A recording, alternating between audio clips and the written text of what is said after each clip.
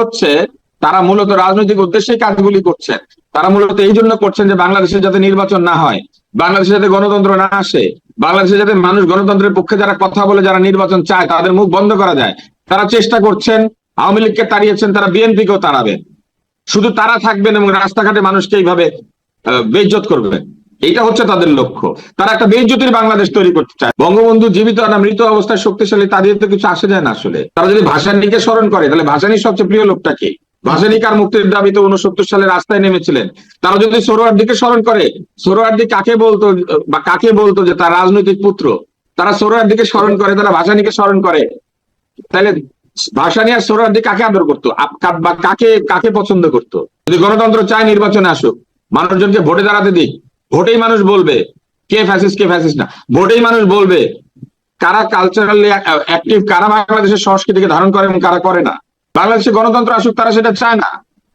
তারা নতুন একনায়কতন্ত্র চায়, নতুন ফ্যাসিজম চায়। এরা নিও ফ্যাসিস্ট।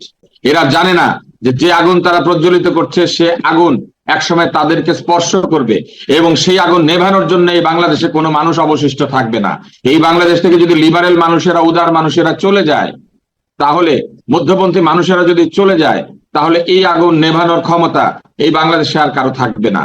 তারা যা করছেন, এটা বাংলাদেশকে একটি অত্যন্ত বিপদ সংকুল জনপদে পরিণত করছেন, যেখানে প্রতিটি মানুষকে অবিশ্বাস করবে এবং এই অবিশ্বাসের বাংলাদেশ তৈরি করার মধ্যে দিয়ে তারা মূলত বাংলাদেশের সর্বোচ্চ ক্ষতি সাধন করছে। করেন যার বয়স 86 বছর 84 বছর, এই প্রতিক্রিয়া তাকে স্পর্শ করবে না অথবা করতে নাও পারে, কিন্তু যার আজকে বয়স 30 বছর, তাকে কিন্তু এই প্রতিক্রিয়া স্পর্শ করবে।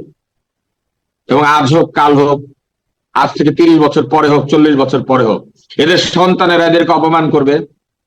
এদের এই বাংলার মাটি, পানি, জল সবকিছু এদেরকে অপমান করবে। কারণ অসম্মানের সংস্কৃতির মধ্যে দিয়ে কোনোদিন মানবিক সমাজ তৈরি করা যায় না, অন্যায়ের মধ্যে দিয়ে কোনোদিন ন্যায়কে প্রতিষ্ঠিত করা যায় না।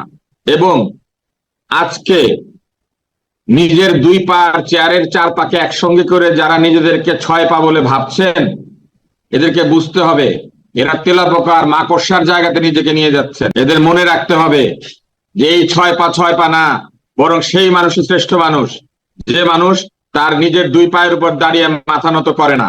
যা নাই সেটা হচ্ছে মানুষকে সত্য কথা বলার ক্ষমতা। যা নাই সেটা হচ্ছে নিজের চেহারায় দাঁড়িয়ে সামনাসামনি মুখোমুখি একজনের সঙ্গে কথায় এবং কাজে প্রতিদ্বন্দ্বিতা করা। এরা নির্বাচনে হারবে, এরা কথায় হারবে, এরা বিদ্যা এবং বুদ্ধিতে হারবে, কারণ এদের লেখাপড়ার দিকে মনোযোগ নাই, এদের কাজের দিকে মনোযোগ নাই, এদের মনোযোগ হচ্ছে শুধু প্রতিপক্ষকে দমন করা।